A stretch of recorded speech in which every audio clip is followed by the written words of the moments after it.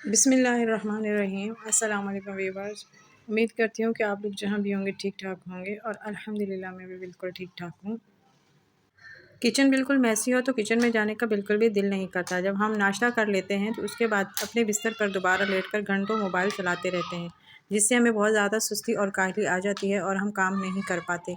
आज मैंने कुछ ऐसा ही आप लोगों के साथ भी शेयर किया है जो मैंने काउंटर टॉप को थोड़ा-सा मैनेज किया है। हमें चाहिए कि हम नाश्ता करने के फ़ौरन बाद जो है ना घर का काम शुरू कर दें। जो औरतें खुद सारा काम करती हैं घर का, जैसे मैं घर का सारा काम खुद ही करती हूँ, मेरे साथ कोई भी हेल्पर नहीं होता, तो मैं अपने बच्चों को साथ मिलाकर सारा घर का काम इसी तरह कर लेती हूँ।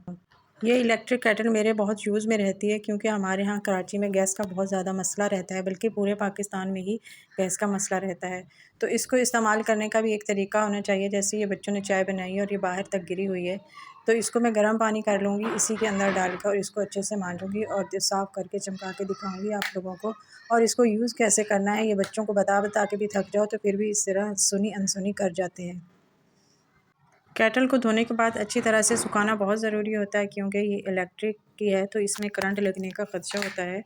अगर जब आप धो रहे होते हैं तो इसके नीचे वाले पोर्शन में जहाँ पानी नहीं लगना चाहिए वहाँ भी लग जाता है। तो इसका आसान सा हल ये है कि जब हम इसको इस तरह से धो के साफ़ कर लें तो इसको अच्छे से कपड़े से साफ़ करने के बाद इसको सुखाने का टाइम ज़रूर देना चाहिए। धोने के बाद फ़ौरन इस्तेमाल बिल्कुल भी नहीं करना चाहिए क्योंकि इससे हमें करंट लगने का ख़दशा होता है।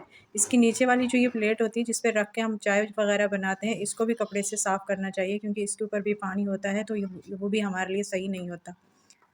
तो मैंने इसको धो के अच्छे से सुखा लिया है। इसको मैंने तकरीबन 10 से 15 मिनट सुखाया था, उसके बाद मैं इस्तेमाल कर रही हूँ। इसमें मैं चाय भी बनाती हूँ और अंडे भी उबालती हूँ। इसका इस्तेमाल हम और भी बहुत सारी चीज़ों में कर सकते हैं, जैसे कि कहवा बनाते हैं, कहवा भी मैं इसी में बना लेती हूँ। और उसके बाद अंडे भी उबाल लेती हूँ, चाय भी बना लेती हूँ। यहाँ तक कि अगर किसी को भाप लेनी होती है और गैस नहीं आ रहा होता तो गर्म पानी भी मैं इसी में करती हूँ और करने के बाद जो है तो किसी बर्तन में डाल के उससे भाप ले लेते हैं। इसमें विक्स डालें या नमक तो वो बाद में वो भी हम अंदर ऐड कर सकते हैं। तो इसके बहुत सारे फ़ायदे हैं। आप भी इस तरह की एक इलेक्ट्रिसिटी जो केटल है ये ख़रीद लें, आपकी बहुत सारी परेशानी दूर हो जाएगी। जब से मैंने ये केटल ख़रीदी है मेरी बहुत सारी पतीलियाँ धोने से जान छूट गई है। जैसे-जैसे एक-एक, दो-दो उठते हैं घर वाले, वो अलग-अलग चाय बनाते हैं और इस चक्कर में हमारी बहुत सारी पतीलियाँ जो हैं वो जमा हो जाती हैं और धोने का बिल्कुल भी दिल नहीं चाह रहा होता। अगर पहले से धो के ना रखी हो तो हर बच्चा अपनी नई पतीली उठा के चाय बना लेता है। अब ये काउंटर टॉप पर इस तरह फैली हुई चीज़ें बिल्कुल भी अच्छी नहीं लगती। इन सारे मसाले के डब्बों को मैं एक तरफ हटाऊँगी, ये जो जितने भी फैले हुए नज़र आ रहे हैं सबको मैं साइड पे करके इस काउंटर को अच्छे से साफ़ करूँगी और उसके बाद इन सारे डब्बों को मैं बहुत सलीके से रखूँगी जहाँ जगह भी कम घिरेगी और हमें उठाने और रखने में भी आसानी होगी और इस तरह फैले हुए डब्बों में समझ भी नहीं आता कि कौन-सी चीज़ कहाँ रखी हुई है।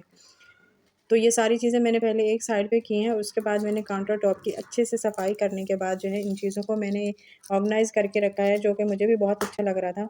ये मैंने दिखाने के लिए ज़्यादातर लंबा करके रखा है, वैसे तो मेरे सिमटे हुए ही होते हैं, ताकि पता चले कि इस तरह सिमटे हुए जो हैं वो कैसे लगते हैं और फैले हुए कैसे लगते हैं। तो मैंने सारी चीज़ें हटा के अच्छे से साफ़ किया है, सुखाने के बाद एक टॉवल का कपड़ा लेके मैंने एक टुकड़ा पीस काट के रखा हुआ था, उससे मैंने सारा खुश्क किया था।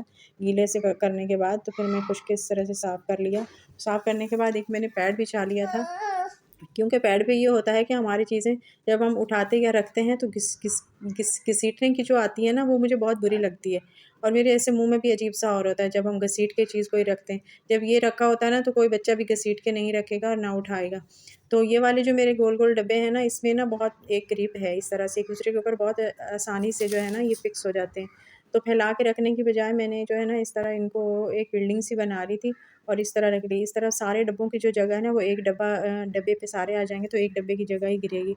उसके बाद ये मैंने घी वाली बाल्टी रख दी थी और अचार वाली जो आती है ना हमारी, ये भी मैंने इसी के साथ ऐसे जोड़ के रख दी।